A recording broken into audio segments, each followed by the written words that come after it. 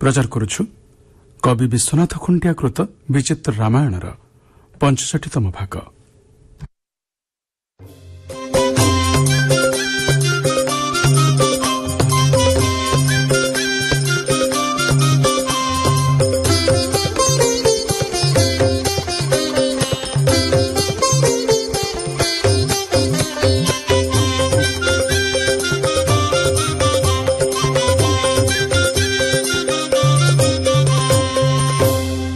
सीतांक रोदन शुणी तांको पाखरे थिबा विभीषण पत्नी सरमा सीतांकु प्रबोधना देई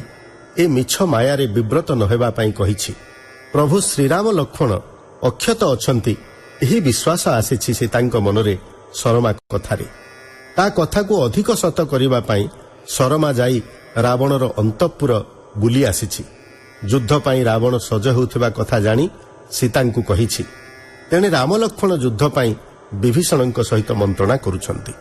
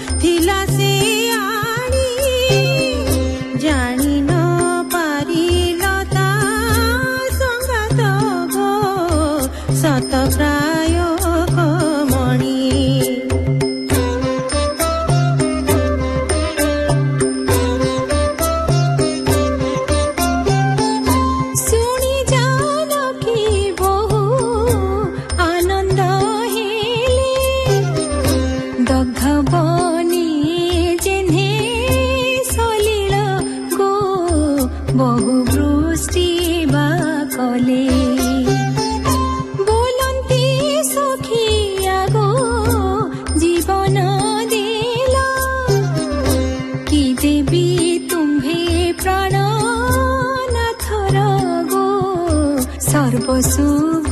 कहिला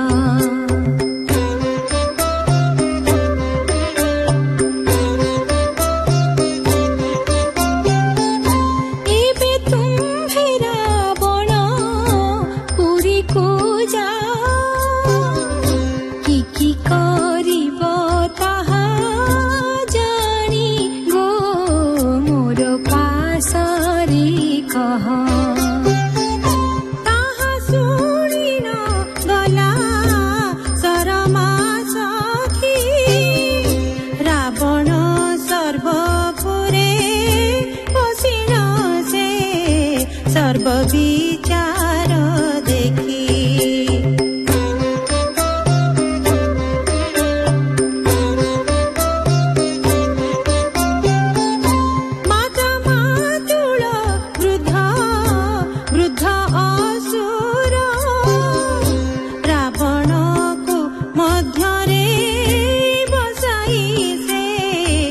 करे चाटु उत्तर अरविन्द हि बहु रूपे कहिला बोलई बिसी कहा जानिन से स्वीकार न कला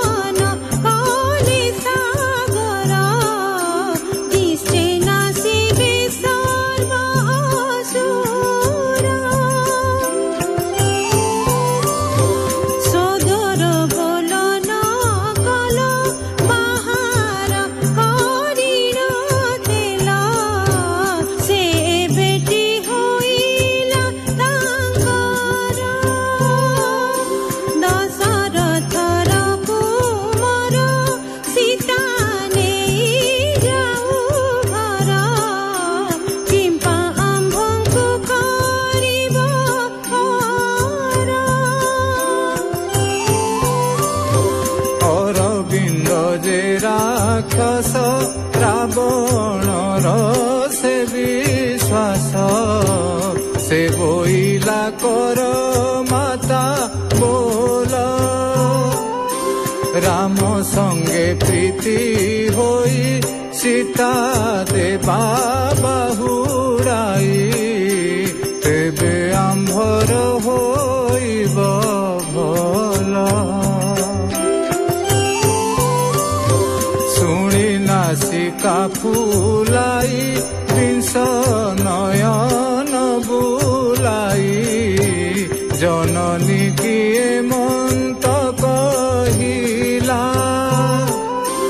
ଲଙ୍କା ଅବାଜୟ କରୁ ରାମ ପଛେ ମୋତେ ମାରୁ ସୀତା ନିଶ୍ଚେ ନ ଦେବି ବୋଇଲା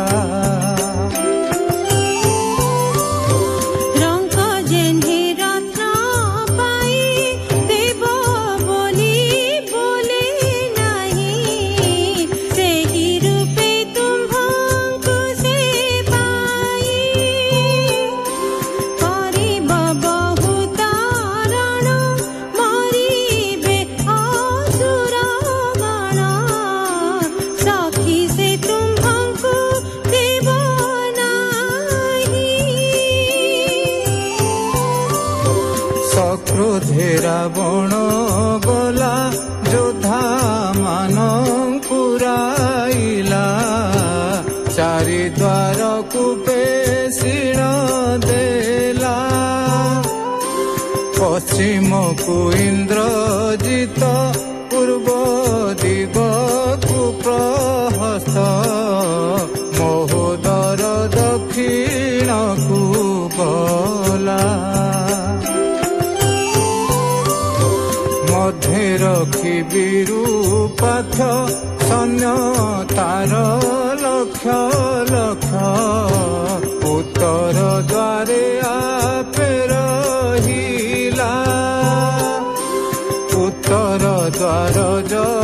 ପ୍ରତି ବିଜେ କଲା ଲଙ୍କପତି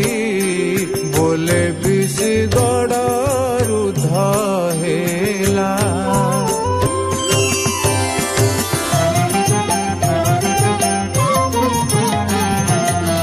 ସୁଗ୍ରୀବ ଲଙ୍କେଶ ଜାମ୍ବ ବହନୁ ଅଙ୍ଗଦ ନଳ ନୀଳ ଚନ୍ଦ୍ର ସୁନୁ ଗବୟ ଗବାକ୍ଷ ଦ୍ୱିବିନ୍ଦ ବୀର ସୁଷେଣ ପନ ସସରଭ ବୀର ଏମାନଙ୍କୁ ଘେନି ବିଚାରନ୍ତି ରାମ ଲକ୍ଷ୍ମଣ ବେନି କେ ବୋଲେ ଲଙ୍କା ଗଡ଼ର ଭିତର ଅଛନ୍ତି ତହିଁ ଅନେକ ଅସୁର କେ ବୋଲେ କେଉଁ ବାଟେ ଆମ୍ଭେ ଯିବା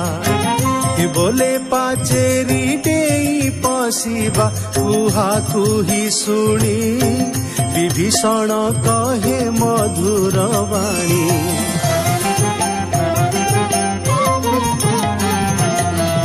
ପର ଯୋଡ଼ି ଜଣାଏ ବିଭୀଷଣ ବୋଦେବ ମୋହର ବାରତା ଶୁଣ ମୋହର ଦେବ ମନ୍ତ୍ରୀ 4 ଜଣ ଲଙ୍କାରୁ ଅଇଲେ ସେହି କ୍ଷଣ ତାଙ୍କ ନାମ ଶୁଣ ବିବିଧ ପ୍ରକାରେ ଜାଣନ୍ତି ରଣ ଅନଳ ପ୍ରମୁଖ ସର ସମ୍ପାତି ପକ୍ଷୀ ହୋଇଣ ଲଙ୍କାରେ ଥାନ୍ତି ସେମାନେ ଅଛନ୍ତି ବାରତାଣୀ ଶୁଣି ମାହେଉ ଦେବ ଚୂଡ଼ାମଣି ରାବଣର ବଳ ସବୁ ଅସୁରେ ହୋଇଛନ୍ତି ଠୁଳ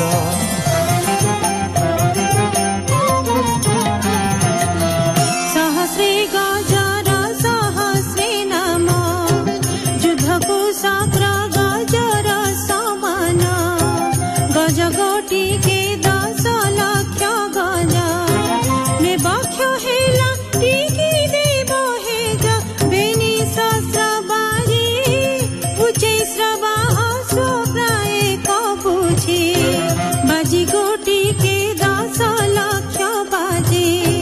बेनी में बक्ष होइला ताहे जी रथ तार देव 10 सहस्र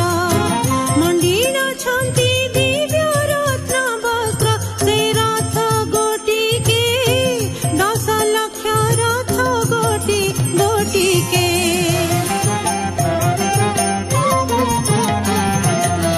ବୃନ୍ଦେ ରଥ ଦେବ ହୋଇଲା ଜାଣ କହଇ ପଦାତିଙ୍କ ପରିମାଣ ଗୋଟିଏ ପଦାତି ମୁଖ୍ୟ କୋଟିକ ବାହାରେ ଛନ୍ତି ଅସଂଖ୍ୟ ପଦାତି ଗୋଟିକେ 10 ଲକ୍ଷ ଘଟିବାରେ ସଂଖ୍ୟେ ହେମନ୍ତ ବଳ ଦେଖି ଦଶାନନ 5 ଭାଗ କରି ବାଣ୍ଟିଲା ସୈନ୍ୟ ପଶ୍ଚିମ ଦ୍ୱାରେ ଗଲା ଇନ୍ଦ୍ରଜିତ ପୂର୍ବ ଦ୍ୱାରେ ଜଗାଇଲା ପ୍ରହସ୍ତ ବୀର ମହୋଦର ମହାପାରୁଷ ଘେନି ସଙ୍ଗତର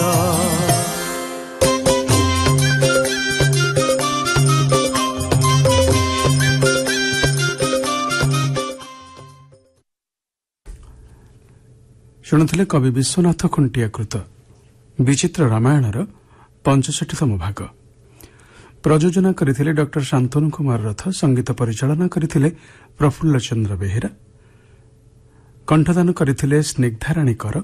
ତୃପ୍ତି ଦାସ, ଗିରିଜା ପ୍ରସନ୍ନ ମିଶ୍ର ଏବଂ କରୁଣାକର ସେଠୀ।